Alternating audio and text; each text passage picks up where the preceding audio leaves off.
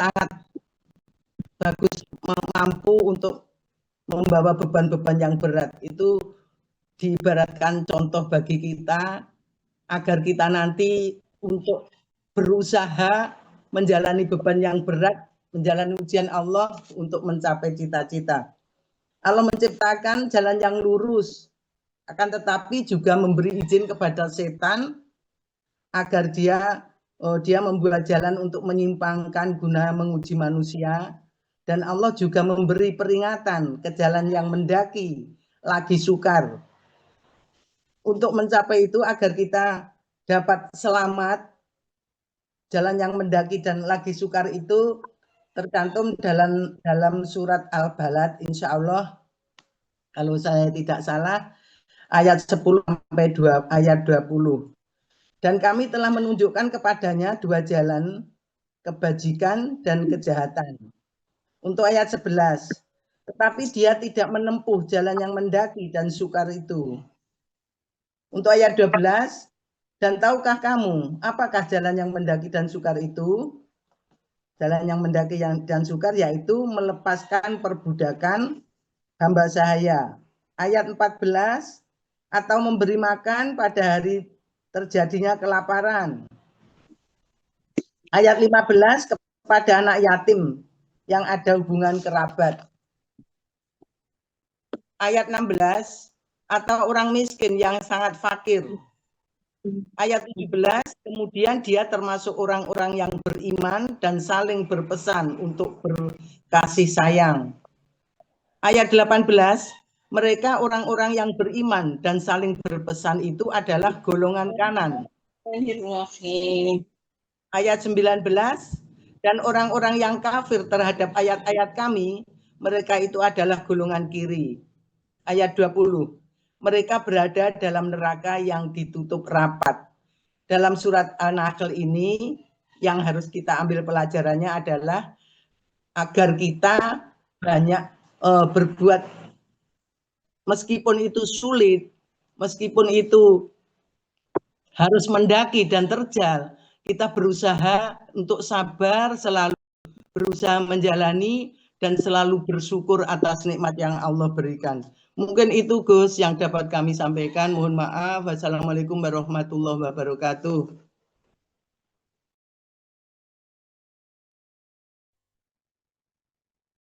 Terima kasih.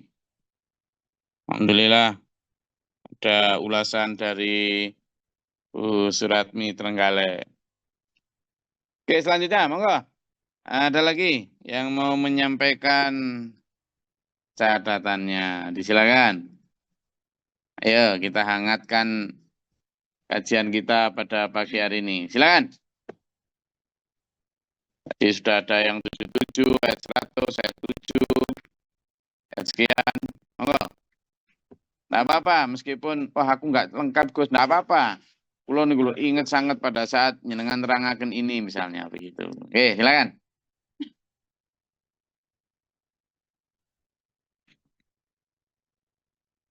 Siapa? Mbak Jana tadi?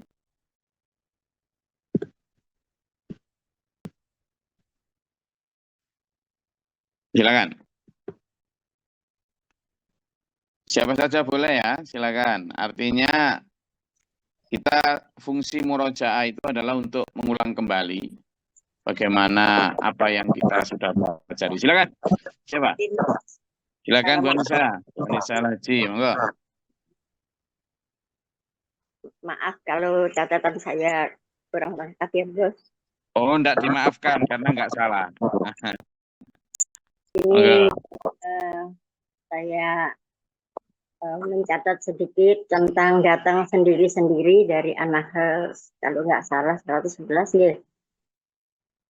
Semua kerabat dan keluarga-keluarga kita tidak bisa membantu kita.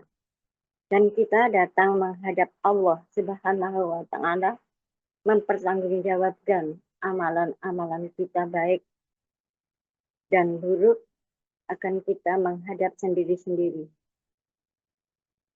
Rezeki dari Allah yang baik harus kita syukuri, yaitu yang halalan thayyibah dari Al-Baqarah 172, Dan semua kita dimanapun berada harus selalu berpikir mengingat Allah.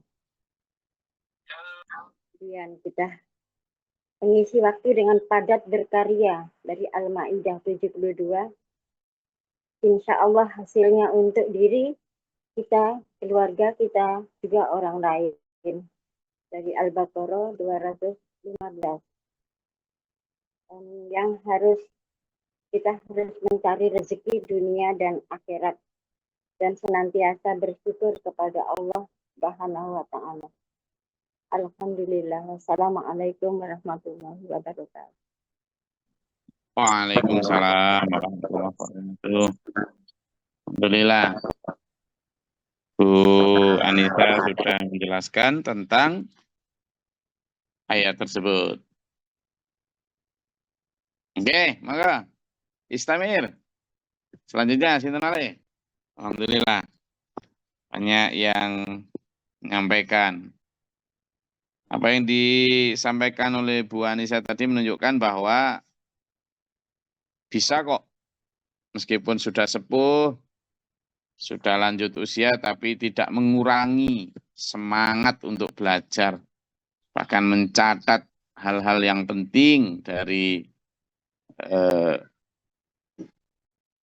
ayat-ayat yang sudah kita pelajari. Monggo, silakan.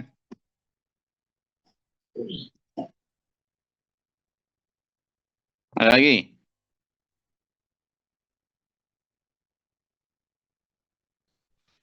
Iya, ya Allah, ya Rahman.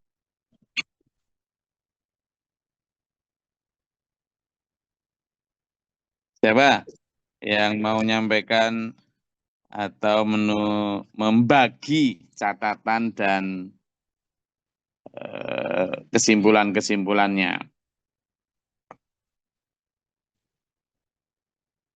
Enggak, ini waktunya saya yang dengar, sampean yang menerangkan.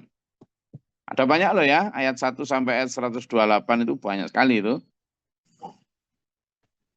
Hampir di tiap ayat kita elaborasi secara detail, kita kaitkan dengan ayat-ayat yang lain, ditambahi dengan kisah-kisah dan seterusnya. Jangan.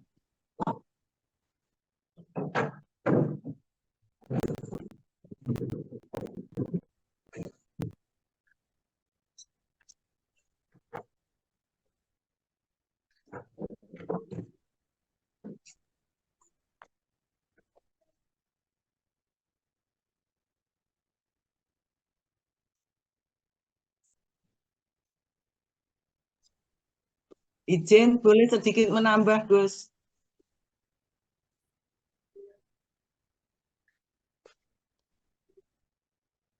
Silakan, monggo. Dari ayat 27 sampai 29. Dalam Al-Quran, kita harus menanamkan keyakinan, iman kita dengan benar-benar yakin, tidak ragu-ragu. Inilah yang harus kita miliki saat ini. Gunanya kita mengikuti kajian ini agar kita benar-benar meyakinkan iman kita kepada Allah. Jika keyakinan kita tipis, bagaimana kita bisa meyakini jika besok itu akan dihinakan? Kalau kita memahami dengan keyakinan yang benar-benar yakin seyakin-yakinnya. Ketika orang-orang kafir Mekah itu membuat patung-patung, dia mengatakan bahwa itu hanyalah wasilah, pengantar, agar sampai pada tujuan kepada Allah. Karena Allah tidak mau dikatakan, dibilang kalau kafir. Apa yang membuat kita ini percaya bahwa Allah itu satu-satunya, yang utama dan satu-satunya hanyalah Allah. Tercantum dalam surat Al-Ikhlas, Qul huwallahu ahad, Allahu somad, lam yalid walam yulad walam yakul lahu kufuwan ahad. Apa yang dimaksud atau sekutu Allah? Di sini yang saya dengar dari Gus kalau tidak salah, yang dimaksud sekutu-sekutu bagi Allah itu adalah segala sesuatu yang dapat menjadikan kita itu lupa terhadap Allah. Menunda sholat misalnya, malas bersedekah, malas ikut kajian, malas tahajud, malas puasa dan sebagainya. merasa indah kenikmatan dunia, bukan hanya karena menyembah patung dan sebagainya, akan tetapi merasa hal-hal yang lain itu lebih utama dibandingkan dengan Allah. Orang yang mendapat siksa ialah orang yang pada saat dimatikan mendolimi dirinya sendiri. Siapa yang dimaksud? Yang di dunia membuat kehidupan dunia seperti pakaian, makanan, fasilitas rumah dan sebagainya lebih utama. Akan tetapi untuk kehidupan di akhirat diabaikan, tidak dipersiapkan. Dunia ini adalah tempat menanam dan di akhirat kita akan memanennya. Disebutkan dalam surat Al-Isra ayat 7, jika kamu berbuat baik, berarti kamu berbuat baik untuk dirimu sendiri. Dan jika kamu berbuat jahat, kejahatan itu untuk dirimu sendiri. Apabila sedang datang saat atau hukuman kejahatan yang kedua, kami bangkitkan musuh-musuhmu untuk memuramkan wajahmu, lalu mereka masuk ke dalam Masjidil Aqsa. Sebagaimana ketika mereka memasukinya pertama kali, mereka menggunakan apa saja yang mereka kuasai. Hikmah yang dipetik di sini, Gus, kita itu harus benar-benar menanamkan keyakinan agar kita nanti bisa selamat di dunia dan akhirat, benar-benar menjalankan apa yang diperintahkan dan berusaha untuk menjauhi yang dilarang. Terima kasih, Gus. Mohon maaf. Assalamualaikum warahmatullahi wabarakatuh. Waalaikumsalam warahmatullahi wabarakatuh. Oke, dikobarkan lagi semangatnya. Monggo. Selanjutnya. Bicara. Baru Pak Jo tadi. Ayo. Kalah suaranya sama mak-mak mbok-mbok ini. Bapak-bapak. Mana catatannya ini? Benih yang sudah saya sebar selama tanggal berapa Pak Jo tadi? 16 Juni. 18 Juni mulai, insyaallah. 1 bulan lebih ya? Belum ya? Belum. Satu bulan lebih berapa satu hari hari ini? 1 bulan lebih 2-3 hari. Ayo silakan. Sekarang tanggal 21 toh? Oh, siap. Berarti hampir 1 bulan 2 hari 3 hari. Silakan. Tanaman sudah disebar.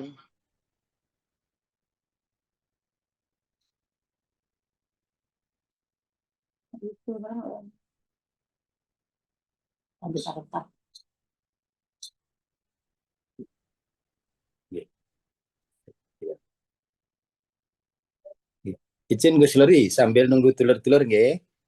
Engko disiapin. Untuk pembahasan Quran surat An-Nahl ayat 15 sampai 22. Sambil nunggu dulur-dulur yang lain, monggo disiapin. Bismillahirrahmanirrahim. Dalam ayat 15 sampai 22 ini Allah menjelaskan kepada kita bahwa bagaimana mekanisme alam semesta ini berjalan. Begitu teratur dan bagus beredarnya bintang-bintang yang bergerak sesuai dengan garis edarnya, baik saat berotasi maupun berevolusi. Di dalam Islam ada namanya ilmu falak, yaitu ilmu yang mempelajari tentang bintang-bintang, baik tentang bujur selatan, bujur utara, bujur timur, lintang utara, lintang selatan. Selanjutnya, untuk menstabilkan bumi ini, Allah mengutus gunung sebagai tiang pancangnya. Sebagaimana dijelaskan dalam Quran surat Al-Hijr ayat 19. A'udzubillahi minasyaitonirrajim. Dan kami telah menghamparkan bumi dan kami pancangkan padanya gunung-gunung serta kami tumbuhkan di sana segala sesuatu menurut ukuran. Sadaqallahu adzim. Jadi gunung ini sebagai tiang pancangnya. Kemudian Allah juga menunjukkan tanda-tanda penunjuk jalan dari bintang-bintang. Dengan segala bukti-bukti ini harusnya manusia berpikir tentang siapa yang menciptakan semua ini. Dan harus juga memastikan bahwa pasti ada yang menciptakan atau yang mengaturnya. Selanjutnya, begitu banyak nikmat Allah yang diberikan kepada kita agar kita menjadi umat yang pandai bersyukur. Allah Maha mengetahui baik yang tampak maupun yang disembunyikan. Selanjutnya, berhala-berhala yang manusia seru itu tidak dapat membuat sesuatu pun dan juga tidak memberi manfaat apapun. Tuhan kita adalah Tuhan yang Maha Esa. Bagi mereka yang tidak mengesahkan Allah, tidak percaya akan datangnya hari akhir, mereka termasuk orang-orang yang sombong. Dan Allah tidak menyukai orang-orang yang sombong. Shadaqallahul adzim. Demikian Gus untuk ayat 15 sampai 22. Matur suwun.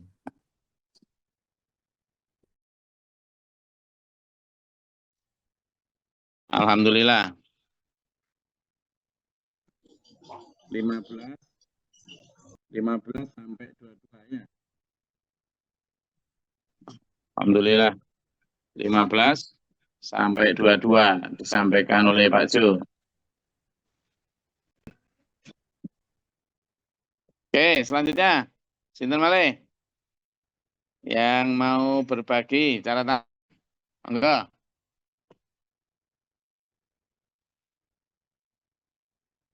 Tadi sempat nyalakan mikrofonnya tadi siapa?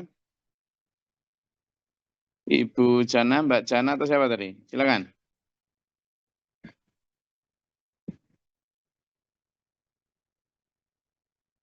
Atau dari arah ujung-ujung selatan sana, ujung-ujung timur, ujung-ujung barat. Tadi mau nambahkan Bu Mufida? Sebetulnya kepingin nambahkan ayat 24 yang 23 yang dilanjutkan. Oke, ayo betul saja. Jadi sebetulnya berarti dilanjutkan. Belum ada Gus, mau nganter cucu sekolah. Maaf, waktunya enggak nyampe. Terima kasih. Oke. Berarti sambil dengarkan, monggo. Ayo, ibu-ibu yang lain, bapak-bapak yang lain. Biar benih-benih itu tumbuh. Silakan, Bu Parmi, Kaltim, silakan. Daerah izin Gus menyampaikan sedikit yang saya ingat. Bismillahirrahmanirrahim. An-Nahl 115 sampai 119 tentang makanan haram. Di sini disebutkan bahwasanya aturan Allah tentang haram dan halal itu untuk mengetes tentang ketaatan kita terhadap Allah Subhanahu wa taala. Di sini di dalam surat ini yang diharamkan adalah bangkai, darah, daging babi, dan apa yang disembelih tidak dengan menyebut nama Allah. Contohnya untuk acara ritual-ritual. Nah, ini memang awalnya halal, tetapi karena ditujukan selain Allah, maka akan menjadi haram. Di sini dalam keadaan darurat, maka diperbolehkan. Artinya, jika kita tidak makan, maka akan mati. Maka diperbolehkan oleh Allah Subhanahu wa taala atau dimaklumi. Halal dan haram itu jangan menurut kita atau menurut kalian, tetapi harus menurut Allah. Jadi jangan mengada-ada atau mendustakan, karena nanti tidak ada keuntungan bagi kita dan nanti kita akan ditunggu siksa yang amat pedih. Allah itu sangat menyayangi kita atau memberi peluang terhadap kita, terhadap kesalahan-kesalahan kita, terhadap dosa-dosa kita dengan cara bertobat. Karena apa? Karena Allah Maha Pemurah lagi Maha Penyayang. Niku mawon Gus yang saya ingat. Matur sembah nuwun. Assalamualaikum warahmatullahi wabarakatuh. Waalaikumsalam warahmatullahi wabarakatuh. Meskipun singkat, tapi sekurangnya sudah bisa mewarnai dari Kalimantan tadi. Sumatera belum dengar. Sumatera, dari puncak-puncak gunung, dari lembah-lembah. Ayo. Menyimak, Gus. Oke, Pak Suebi. Lagi nyimak. Silakan. Dari puncak Tenggalingan. Silakan Pak Suebi. Dari puncak Tenggalingan. Masih menyimak, ikut menyimak, Gus. Masih menyimak.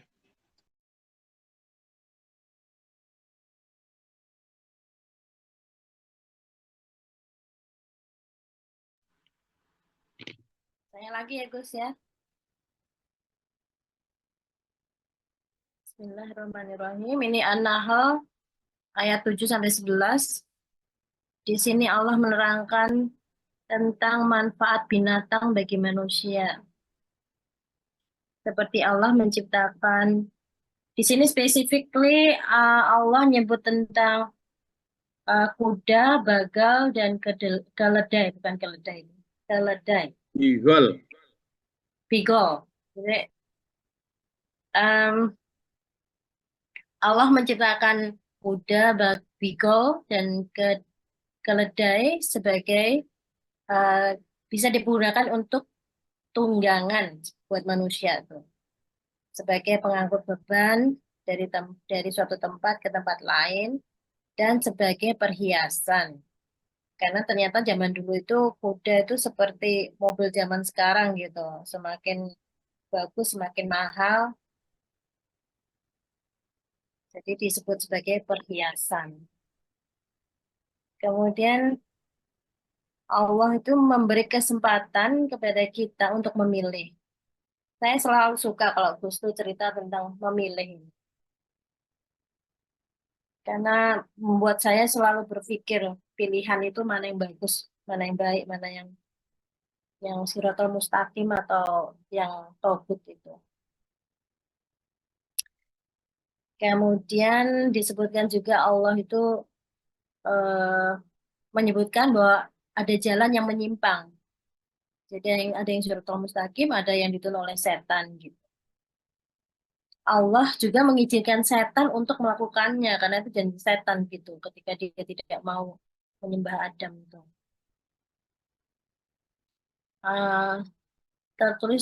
Seperti ditulis di Quran surat Al-Balad nomor 10, dan kami telah menunjukkan kepadanya dua jalan kebaikan dan kejahatan.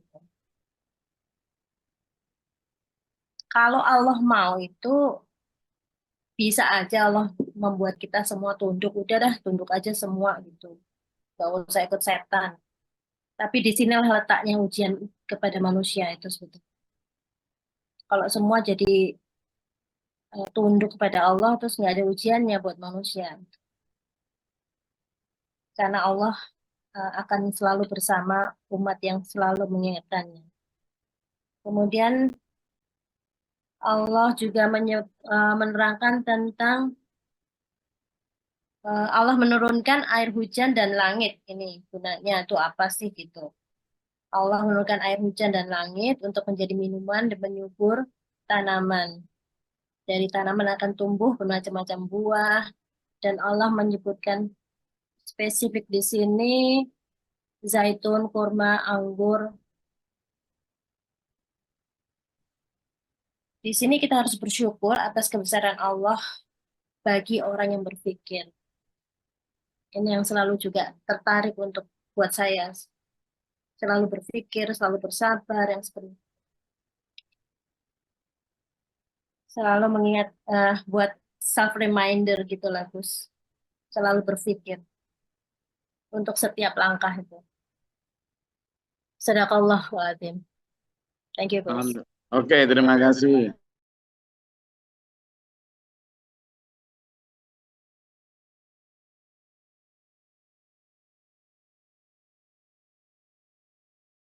Kita bisa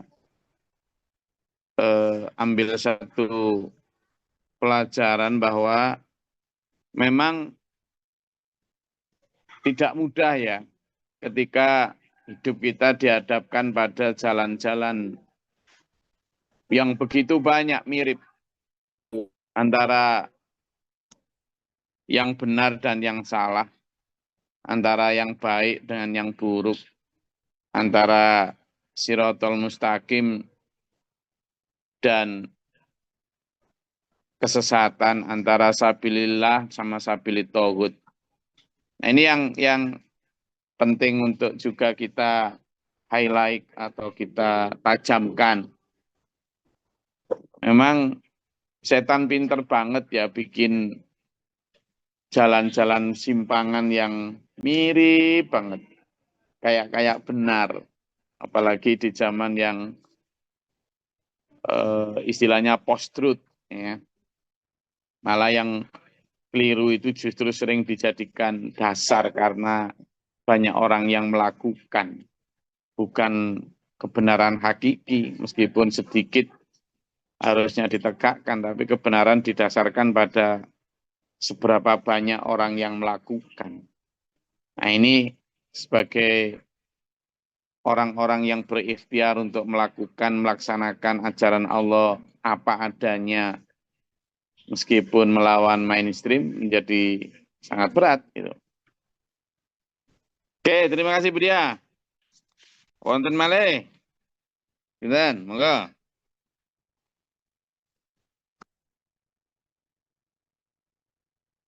Yang mau menambahkan?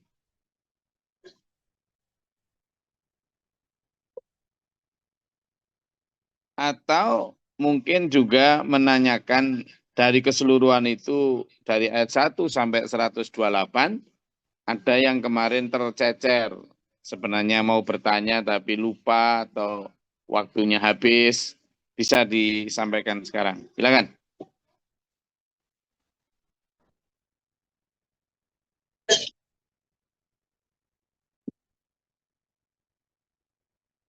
Ini pada sibuk juga karena waktunya masuk sekolah hari pertama ini. Terutama yang di bawah koordinasi Kementerian Agama ini, sekolah-sekolah pada pakai baju baru. MPLS, ya. Ya, ganti, namanya diganti MPLS lah dulu. Apa, MOS lah dulu. Kalau zaman kita tahun 80-an nggak ada gitu-gitu, melebu ya melebu gitu aja.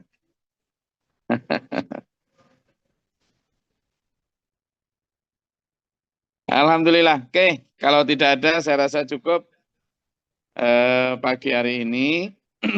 Insya Allah besok kita akan lanjutkan surat selanjutnya, yakni surat Al-Isra. Di surat Al-Isra ini juga banyak sekali hikmah, dan siap-siap catatannya, siap-siap wadahnya, siap-siap sehatannya, semangatnya. Terus nggih? Alhamdulillah.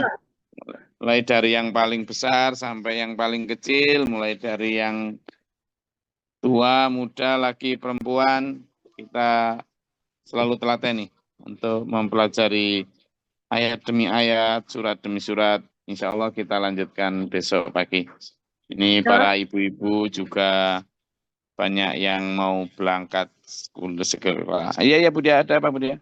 Bentar Gus, ini saya miss out yang An-Nahl 8489 tuh, yang fase keempat aku kok kelewatan gitu. Kan itu Gus menjelaskan tentang fase, itu fase pertama itu di alam roh,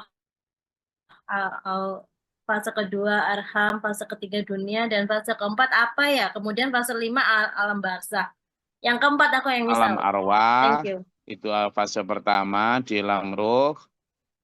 Alam arham, itu fase kedua di rahim ibu. Alam dunia, fase ketiga di dunia ini. Fase keempat adalah alam barzakh atau detention di alam kubur. Dan yang terakhir alam atau fase kelima adalah final destination, al-akhirah, alam akhirat. Tuh. Oke, terima kasih. Semoga bermanfaat, tetap sehat selalu, dulur-dulur semua, semangat. Alhamdulillah, bersyukur. Alhamdulillah, semoga Allah merahmati kita, menuju kita siratal mustaqim. Allahumma shalli wa sallim barik ala sayyidina. Allahumma fil mu'minal mu'minat wal muslimin muslimat al khair muslim. Allahumma atina fi man atayt wa afina fi man fa'at wa qina fi man tawallayt wa barik lana fi man tait wa qina syarra ma qadait fa innaka taqdi wa la yuqda alayka wa anta taqdi. Astaghfiruka wa atubu ilaik. Assalamualaikum. Allahumma da'fana al-bala wal waba wa dalastina min al-jinni wa syaitan jam kufar rabbana najina. Rabbana wa la taj'alna fil qawmi dhalimin Allahumma fa'al darajatana. Rabbana mana faktubna ma syahidin Rabbana la tuzigh qulubana ba'da idh hadaytana wa hab lana min ladunka rahmah. Rabbana hab lana warhamna anta mawlana wa ansana kafiran anta mawlana. Amin. Amin. Amin. Rabbi a'udzu bika min hamzati syaitan wa a'udzu bika rabbi yadurrun rabbi israh li sadri. Amin. Allahumma ta'ala nabba rahmatika Allahumma anzil 'alaina rahmatan ba'da al-ghadab amtar wa ba'da al-khair. Amin. Allahumma afriq lana sabra wa sabida wa nafa'na sanakun kafirin Allahumma fadir sama alimul ghaibi wasyahadat. Amin. A'udzu billahi min syaitanir bala wal fadar syaqqa sil qada syamatatil a'da Allahumma salli ala hidayah wa ala fadlika. Rabbana hab lana min azwajina wa dhurriyyatina qurrata a'yun waj'alna lil muttaqin. Rabbana atina fid dunya hasanah wa fil akhirati hasanah wa qina adzabannar. Amin. Amin. Bismillahirrahmanirrahim. Wassalamualaikum warahmatullahi wabarakatuh. Waalaikumsalam warahmatullahi Waalaikumsalam Waalaikumsalam warahmatullahi wabarakatuh. wabarakatuh.